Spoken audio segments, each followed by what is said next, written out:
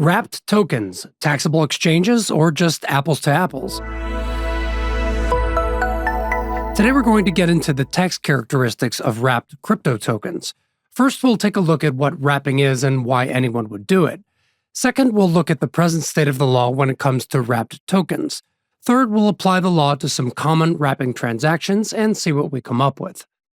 So, what are wrapped tokens and why should anybody care? Well, as crypto bros and gals, we are now well aware of the fact that there are many blockchains in existence that are not interoperable on a technical level. In other words, you can't natively trade your Bitcoin on the Ethereum blockchain or vice versa. Now, if you're holding crypto as an investment for a number of years, you might not care much about interoperability. If you want to do something with your crypto, however, such as staking, yield farming, borrowing, lending, or other DeFi activities, being able to use one asset on a foreign blockchain becomes important. This is where wrapped tokens come in. There are four basic flavors of wrapped tokens. Flavor 1 are smart contract wrappers. That is, you deposit a given token into a smart contract, which mints a wrapped version on the same chain. Wrapping ETH to get WETH, which circulates in ERC20 ecosystems, in a way that ETH can't, is one example. I was blown away when I learned that ETH is not itself an ERC20 token, but I digress. Flavor 2 are custodial wrappers, in which you deposit a coin or token with a custodian, a counterparty, which then mints a representation of the deposited token. A good example here is BTC deposited to get WBTC.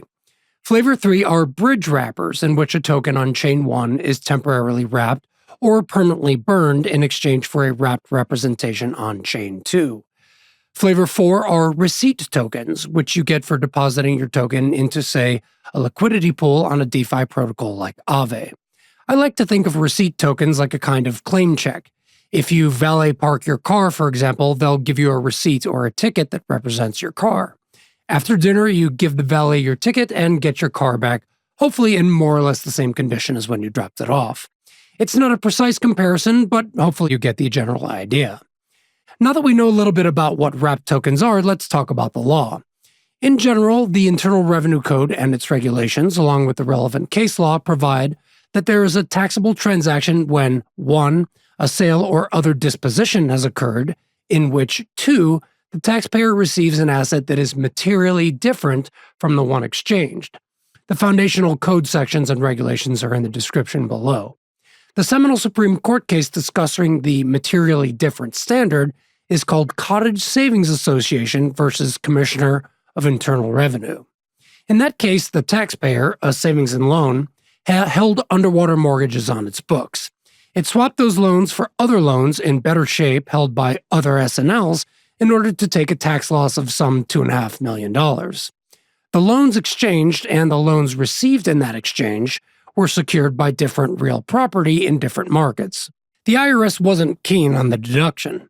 What's interesting is that the IRS did not argue that there wasn't an exchange or disposition, but rather that the loans the taxpayer received were not materially different than the ones given up.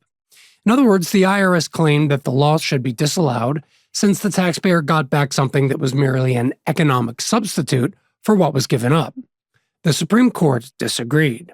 The court noted that while the exchange was certainly loans for other loans, the underlying economic characteristics of these loans were materially different. Each loan was secured by different real property, paid by different borrowers in different states. As such, the exchanged loans had distinct legal characteristics that triggered a taxable event. Here, the taxpayer's entitlement to the loss on the underwater book. So, what is the state of the law with respect to wrapped tokens and whether wrapping results in an exchange of materially different property? Before we jump into the cottage savings analysis, it's worth having a look at Notice 2024-57, the most directly related guidance to the issue of wrapped tokens.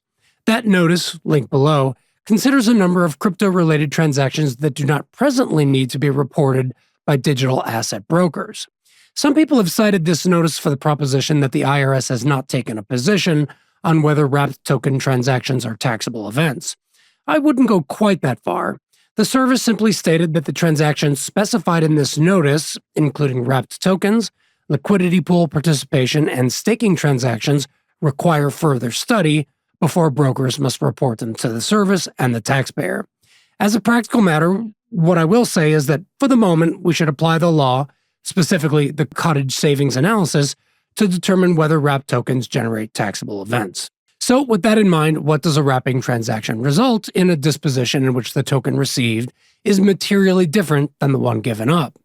In which transactions are the rights or legal character of the wrapped tokens materially different at the end of the day? Let's walk through it.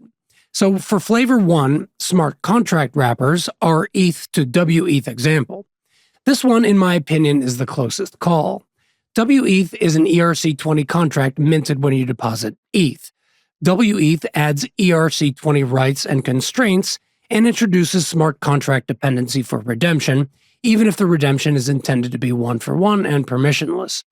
That said, the Cottage Savings Court noted that whether an asset is materially different is a function of the asset itself, not external factors such as how it might be viewed by a regulatory body or the accounting rules. So, in crypto terms, this means that a wrapped token is not materially different just because it can be used differently or because there is greater liquidity for it than for the reference asset. The difference must live in the asset itself. With respect to WETH, its ERC20 badge certainly allows it to be used differently than ETH, but I'm going to say here that this is more of an external factor and not so much something inherent in the asset itself. For this reason, on flavor 1, I'll vote no. Smart contract wrapping does not generate a taxable event. Flavor 2, custodial wrappers. So if I deposit my BTC with BitGo or another custodian, and they give me WBTC, is the WBTC materially different than the BTC in custody? Well, WBTC has some considerable legal differences to native BTC, most importantly, the counterparty risk. Whether I can ever get my BTC back now depends on a third party in a way that didn't exist before I made the deposit. In this way, the BTC was never really even wrapped. It was exchanged for something more flexible that carries different risks.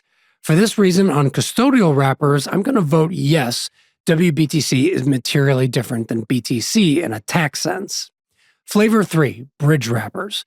This one is easier, especially in the case in which the reference token is burned in order to mint a different token on a different chain. If the resulting token were not materially different, there would be no reason to burn the reference token in the first place. You'd just send it off to the destination chain. The lock and mint bridges are a closer call in that the reference token is held in escrow while the wrapped avatar circulates elsewhere. Even in this case, however, the technical characteristics of the wrapped version, which live on an entirely different code base, are in my opinion different enough to meet the legal threshold. As such, on bridge wrappers, I'm going to vote yes, these tokens are materially different. Finally, we have flavor 4, receipt tokens, such as those you receive when participating in a liquidity pool. Think getting a USDC for USDC on Aave. Now, at first blush, I might not consider the a USDC as anything more than a receipt for my USDC, kind of like the valet parking ticket example above. You might even argue in such a case that there was no disposition at all. That is, the a USDC is just giving me a redemption right and does not represent a distinct asset. But much as I like to prefer that result, I don't think it would hold up, and the reason is yield. A USDC generates income, like a bond, in a way that USDC by itself does not. This is clearly a materially different legal characteristic, and as such, my vote here would also be yes. So that's it for our whirlwind tour of wrapped tokens. If you have a different take on any of this, by all means, please leave me a comment. Or if you need help getting connected to top blockchain professionals that can help you sort out your wrapped token records, be sure to get in touch. I'm Ari Good, blockchain lawyer. Thanks for watching.